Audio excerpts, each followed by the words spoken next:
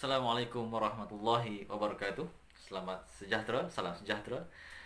Saya Dr. Azizul Ahmad ingin berkongsi dengan anda tentang bagaimana penggunaan insulin pen. Jadi jika anda berminat dengan video yang saya share ini, sila subscribe dan tekan butang loceng di sebelah. Seperti yang semua orang maklum, kencing manis ataupun penyakit diabetes merupakan satu masalah utama dalam sesebuah negara, termasuklah negara Malaysia. Dan antara rawatan yang digunakan pada waktu ini dalam merawat pesakit-pesakit kencing manis ini, di samping ubat-ubatan ataupun pil-pil yang harus ditelan oleh setiap pesakit diabetes, ada juga rawatan yang memerlukan suntikan. Dan inilah yang menyebabkan ramai di kalangan pesakit-pesakit yang enggan ataupun tidak mahu memulakan rawatan suntikan insulin. Jadi pada video kali ini saya ingin share kepada anda tentang bagaimana cara untuk menggunakan insulin pen. Saya ingin perkenalkan kepada anda bagaimana rupa dan bentuk insulin pen itu sendiri. Jadi di sini, okey. Jika anda lihat apa yang ada di tangan saya ini merupakan insulin pen. Dan insulin pen ini, mengapa kita panggil dia insulin pen? Kerana bentuk dia seakan-akan pen yang memang sengaja dicipta, dibuat supaya ia senang dibawa, senang diguna, senang untuk diguna di mana-mana sahaja, senang dibawa di mana-mana sahaja. Kita lihat kepada bentuk insulin pen ini, tuan-tuan. Dia mempunyai tudung yang boleh dibuka. Dan tudung ini ataupun cap ini bentuknya sama macam pen, dan di dalamnya inilah terdapatnya insulin. Jika anda lihat kepada cecair yang berada di dalam ini, itulah insulin sebenarnya. Dan di hujung ini, tuan-tuan, di hujung yang putih ini sebenarnya adalah penutup kepada jarum. Jika kita buka ini, di hujung itu adalah, jika anda dapat perhatikan, di hujung itulah jarum yang kita gunakan, yang dicucuk, yang digunakan untuk suntikan kepada pesakit-pesakit kencing manis. Saiznya agak kecil, kira-kira dalam 4 ataupun 5 mm sahaja, tuan-tuan. 5 mm, 3 hingga 5 mm sahaja, agak kecil dan tajam. Inilah yang biasanya menjadi kegerunan kepada pesakit-pesakit kencing manis yang ingin memulakan rawatan suntikan insulin ini.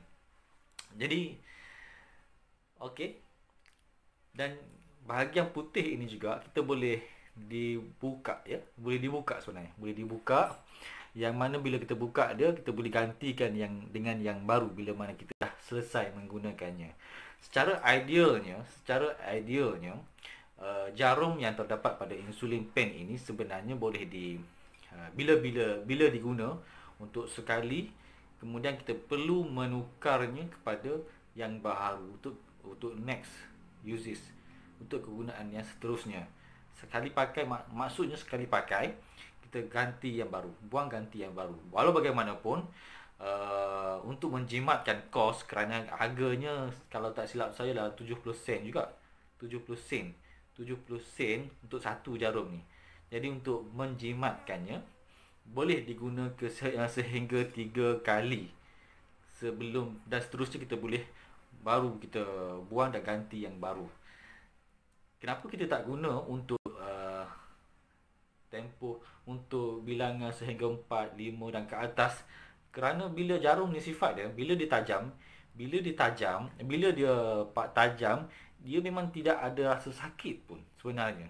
Tetapi bila kita guna banyak kali, mungkin 4, 5 sehingga 6 kali guna, dia akan jadi tumpul. Dan bila tumpul, itulah yang menyebabkan pesakit-pesakit akan rasa sakit, rasa tidak selesa bila kita suntik kepada kulit kita.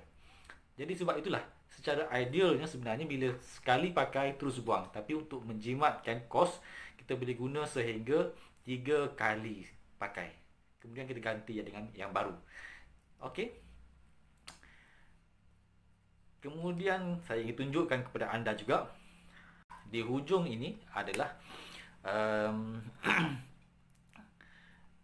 angka. Jika kita lihat kepada di hujung ini ada angka 0, 1, okey. 4. Ini bilangan dia. Apa maknanya? Maknanya di sini ada dos dia. Dos dia berapa jumlah amount insulin yang kita nak eject kepada seseorang pesakit itu. Jadi ia bergantung kepada keputusan doktor yang merawat lah. Bergantung kepada doktor yang merawat. Biasanya untuk permulaan suntikan rawatan insulin, biasanya doktor akan memulakannya sama ada 8 ataupun 10. Jadi kemudian bila diletak kita pusing dia pada kita paling pusing daripada angka dos yang kita nak suntik itu, maka kita boleh suntik dia. Mudah, kita boleh buka cap balik, tudung balik dan kita boleh suntikkan. Boleh mula untuk menyuntik. Okey. Timbul persoalan mungkin bahagian anggota badan mana untuk kita suntik. Okey, di sini saya ingin perjelaskan. Untuk rawatan insulin sebenarnya kita menyuntik insulin ini, kita namakan dia sebagai di bawah kulit ataupun subcutaneous.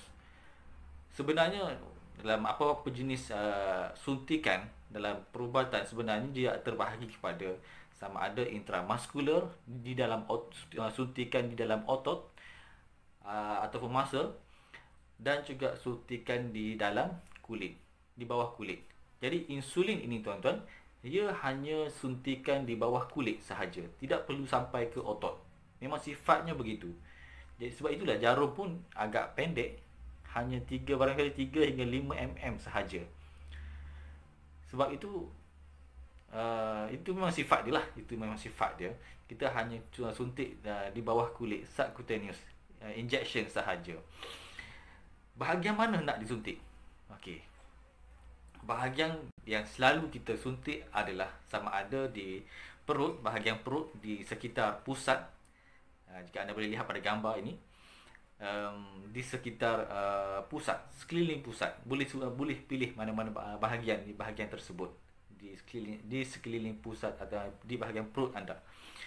Yang kedua, boleh juga disuntik kepada bahu, di bahu anda, bahagian deltoid muscle. Kemudian di peha ataupun di bahagian punggung. Namun disebabkan injection insulin ini, pesakit tersebut pesakit sendiri yang perlu menyuntiknya, maka doktor selalunya cadangkan untuk menyuntik insulin di bahagian perut, di sekeliling umbilicus ataupun pusat anda. Kerana itu organ bahagian yang paling senang untuk anda inject. Melainkan bila anda berada di hospital, biasanya para nurse ataupun MA doktor akan inject anda di bahagian mana-mana, mungkin peha, bahu ataupun perut. Tapi jika pesakit itu sendiri yang hendak menyuntik insulin tersebut, maka organ bahagian yang paling senang untuk menyuntik adalah bahagian perut.